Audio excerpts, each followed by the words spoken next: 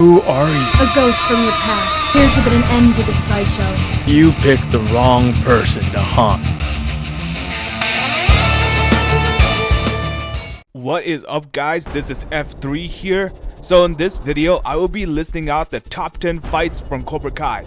This is actually the first time doing a video like this, but now that the series has ended, I feel like I'm picking the best of the best, and I'd like to share it with you. So without further ado, let's get into it. So we're going to be kicking this list off with one of my low-key favorites, the Season 2 Hawk vs. Miguel fight.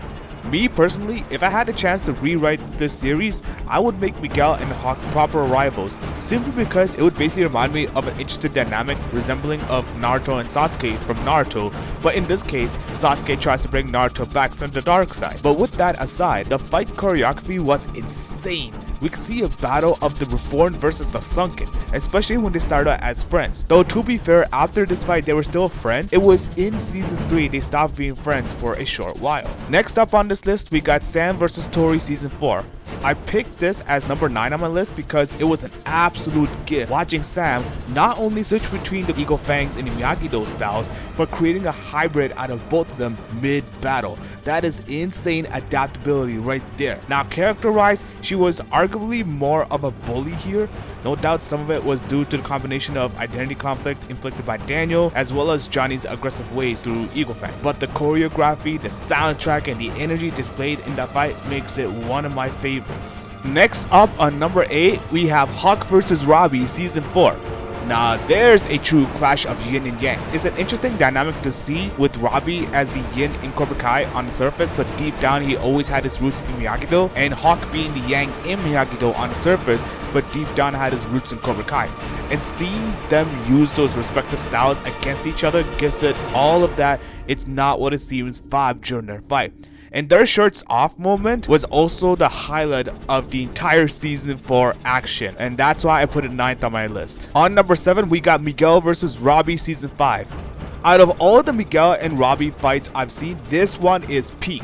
The choreography was smooth yet very high energy, equal traits from both Robby and Miguel, and the soundtrack during their mid-fight really brought out the intensity. They were both giving it their all at the second floor. This is where the fight was at its highest tension. Despite being cornered by Miguel, it seemed like history was about to repeat itself back in Season 2, but they stopped and decided to hash it out verbally, communicate their problems, and from there on out, Robby and Miguel became the best friends, brothers in arms, and soon to be stepbrothers. Well, it's already ended the series, they're already stepbrothers at that point, but you get what I mean.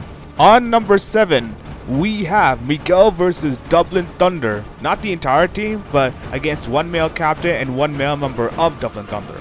This was the moment Miguel really became the anchor of his team in the Sekai Taikai, taking out the more aggressive Dublin Thunder team, including their male captain. The two Dublin Thunder karatekas were attacking Miguel at once, and Miguel blocked every one of them. They didn't even take turns with Miguel, they just went straight at him together, and Miguel still handled that. Delivered blow after blow in their way, not a single time he got hit, and the best part, he topped it off with the flying kick against the captain, taking him off the platform, securing that critical win for Miyagi-Do. Miguel was the true MVP at that moment. On number 5 on my list, we got Robby versus the menace himself, Kwon, in Season 6, Episode 9. This was the moment Robby Keane finally locked in against Kwon. This was one of the more epic fights because it was the moment of elimination at the time between Miyagi-Do and Cobra Kai. So this fight was going to determine who gets eliminated and who would. Not to mention the soundtrack made it feel like they're in a Mortal Kombat game, which is not surprising since the composers of Cobra Kai literally named that soundtrack Mortal Kombat. In case it wasn't clear, they used Kwon's name for that soundtrack, but that just goes to show you just how epic that fight is. But I did rank this as number 5, as I felt the top 4 fights after that are much better, and I'm about to get into it. I had my top 3 picked, so this is my 4th, which is all the fights in Season 6, Episode 14 and 15. And by all the fights, I mean Tory versus Zara, Miguel versus Axel, and Johnny versus Wolf. All of these fights has signified the full circle of the series and does it justice to the characters while in Cobra Kai. Tory got a clean win against Zara in a fair fight, Miguel redeemed his dirty win in Season 1 by winning against Axel in this phenomenal fight, and Johnny had learned from the crane kick moment in 1984, unknowingly countering Wolf's Shaolin Sunset and winning the Sekai Taikai. His version of Cobra Kai is now what the world knows it for, which by all accounts, it's better they know Johnny's Cobra Kai than the full history regarding the dojo itself, especially when you link it back to Kim Sung-young, which they don't need to know all that. Now we get into the big three. At number 3, we have Chozen vs Silver. This fight looks like it came out of a James Bond movie, with Silver's mansion looking like a boss arena. You got 2 seasoned practitioners testing the best of their abilities against each other. How do you up the stakes? By bringing in weapons. The sword versus the size. The battle Chozen had against Daniel and the Karate Kid 2 was a fight to the death, but they repeated that concept here and made it deadly. Near the end, I felt like Chozen truly died in that moment, hoping for some miracle that he's still alive and breathing. On number 2 on the list is all the fights in Season 3, Episode 10. Out of all the Cobra Kai seasons, Season 3 is by far the darkest season, yet the darkness in Episode 10 was peak. There was a lot of significant shit going on, such as the LaRusso house invasion, as well as Johnny and Daniel fighting against Kreese. Let's start with the LaRusso house fight. Miguel was still recovering from his spinal injury in Season 2, and Kyla was gunning for that spot during the brawl. Sam has to confirm her PTSD against Tory right in her own home. Dimitri was about to have his arm broken again, Hawk being the absolute worst, yet his conscience was catching up to him at the time. Double with the fact that Kreese tried to kill Johnny, tried to use the shiv against Daniel, and after Daniel subdued Kreese with the pressure points, it seemed as Daniel was about to forsake everything Mr. Miyagi had taught him and was about to outright murder Kreese. Granted, I genuinely believe this would have happened had Sam and Miguel not arrived on time. Keep in mind, Seasons 1 and 2 had a more wholesome vibe that went on, but once Season 3 came, the entire vibe changed. It was no longer wholesome. It was at that point Cobra Kai turned into an anime plotline. The stakes for winning the All Valley were high after that episode. Now it's time we get into the number 1 fight of Cobra Kai, and that is the climactic brawl at the Sekai Taikai. This brawl is the worst of all brawls because it wasn't even the tensions between Cobra Kai and Miyagi-Do that started this brawl. While it did set the stage, it was Sensei Ivanov of Tiger Strike who kicked things off, knocking Gunther out and turned the Sekai Taikai into a giant war zone that was broadcasted live for the entire world to see. Everyone there was on adrenaline in that moment, from the students to the senseis to Gunther himself. Even the refs and the reps got caught in the crossfire, with Ivanov and Oksana intentionally targeting the staff. But this fight reached its highest tension when Axel gunned after Kwon, and Kwon picks up the knife, the Ingjando, and tried to off Axel and instead offed himself. And even that was shown live to the world.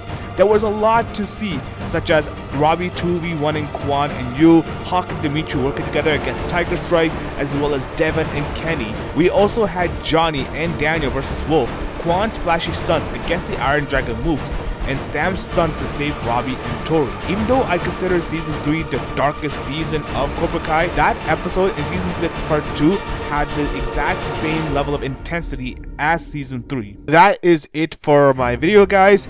So in light of the Cobra Kai series ending, you won't be seeing content of Cobra Kai anymore because the series has ended. It's now time for us to move on. Because I'm still a Cobra Kai fan, I will continue talking about the things that are related to the Miyagi-verse, such as the Karate Kid Legends and a potential Cobra Kai movie if the Karate Kid Legends is successful, as referencing Ralph Macchio's words.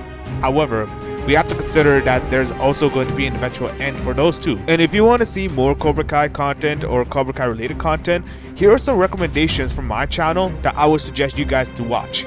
So if Cobra Kai has taught us anything, it's that the right mentor can set us on the right path. But can we imagine a world without a mentor? This world is explored in the game called Sifu. Sifu makes up the second biggest content you'll find on my channel alongside Cobra Kai. It's a character action game developed by Slowclap where you play as a Pakme student who lost their father and mentor as a child and spend their entire life seeking revenge against those that took him away. And following that, I have also made Sifu videos on how you can play your favorite Cobra Kai characters in the game, utilizing techniques and combos that best resembles the Cobra Kai character's personality. And if you like those kinds of videos, then I'd encourage you to check out my actual Sifu gameplay videos. And in follow-up to that, I'd encourage you to check out my videos on the smoothest combos to see how you can chain different combos in Sifu and create a customized combat experience. And with that being said, I've also encouraged you to check out a video that I have edited called Puck Make It, and it's basically created using the game Sifu, but the structure captures the spirit of the Karate Kid, where you learn to use new technique and use it at a critical moment. You can also find content on my channel about Cobra Kai's Dojo's Rising and the Karate Kid sagas continues, as well as the Karate Kid Street Rumble, which retells the story of the Karate Kid from series 1 to 3. I also do videos on how certain characters from other series would fight using Cobra Kai vs Miyagi-Do. This is one of the reasons why I absolutely love character action games such as Assassin's Creed, Devil May Cry, Bayonetta, Sleeping Dogs, because it offers enough flexible combat features that helps bring their personalities to life and offer players a novel combat experience, defining how the character wants to do combat. You can fight aggressively like Cobra Kai, you can fight defensively like Miyagi-Do, and you can define your path that you want to take. And that's the type of games that I love a lot, which is why my channel name Free Flow Fire is reflected, because those will be the type of content you'll see on my channel. There are CAG games that are coming out that I would love to play and put them on my YouTube channel, and those are Acts of Blood by the EXO team, Spine, Ninja Gaiden 4, etc. So even though Cobra Kai is ending, we may not even get more Cobra Kai content, like at least those videos will be there, so that spirit that Cobra Kai has given us will still be alive in those videos.